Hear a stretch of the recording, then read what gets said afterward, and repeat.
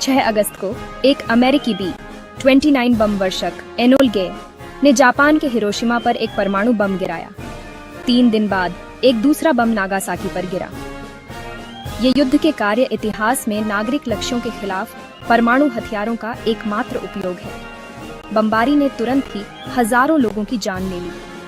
उन्होंने एक ऐसी पीड़ा और भय की विरासत छोड़ी जो आज तक जारी है।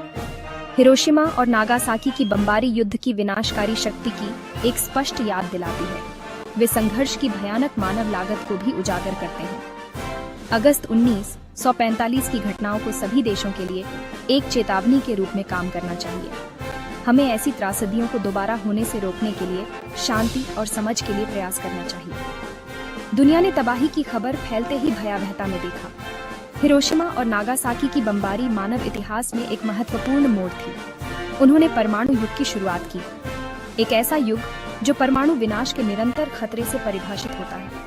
हिरोशिमा और नागासाकी की याद हमें एक परमाणु हथियारों से मुक्त दुनिया की तलाश करने के लिए मजबूर करती है।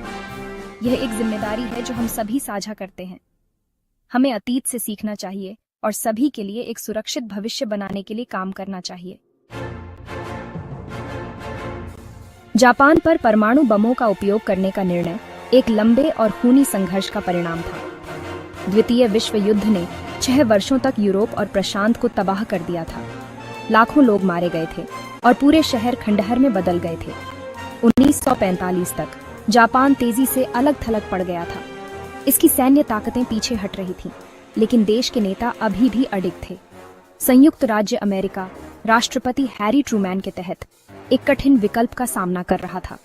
जापान पर आक्रमण से दोनों पक्षों के लिए भारी हताहत होने की संभावना थी। परमाणु बम का विकास युद्ध को समाप्त करने का एक संभावित तेज, हालांकि अधिक भयानक तरीका पेश कर रहा था। बम का उपयोग करने का निर्णय तब भी विवादास्पद था और आज भी है।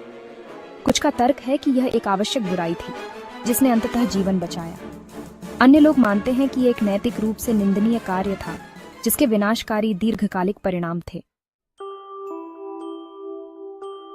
6 अगस्त 1945 को सुबह 8:15 पर एनोला गे ने हिरोशिमा पर अपनी घातक सामग्री छोड़ दी। बम, जिसका नाम लिटिल बॉय रखा गया था, 15,000 टन TNT की ताकत के साथ विस्फोट हुआ। नीचे का शहर एक अंधेरे प्रकाश की चमक और एक बहरे कर देने वाली गर्जना में गायब हो गया। एक विशाल मशरूम बादल आकाश में उठ गया, बर्बाद शहर पर एक डरावनी छाया डालते हुए। बम के तत्काल प्रभाव विनाशकारी थे। इमारतें समतल हो गईं और मलबे के माध्यम से आग भड़क उठी। हजारों लोग तुरंत मारे गए। उनके शरीर तीव्र गर्मी से वाष्पीकृत हो गए। जो लोग प्रारंभिक विस्फोट से बचे थे, उन्हें एक भयानक भाग्य का सामना करना पड़ा। कई लोग गंभीर जलन, विकिरण बीमारी और अन्य चोटों से पीड़ित थे। अस्पताल अभिभूत हो गए और चिकित्सा आपूर्ति कम थी। 3 दिन बाद नागासाकी ने एक समान भाग्य का सामना किया। फैट मैन, एक अधिक शक्तिशाली प्लूटोनियम बम, ने शहर के बड़े हिस्से को समतल कर दिया। फिर से हजारों लोग विस्फोट और उसके तत्काल परिणामों में मारे गए।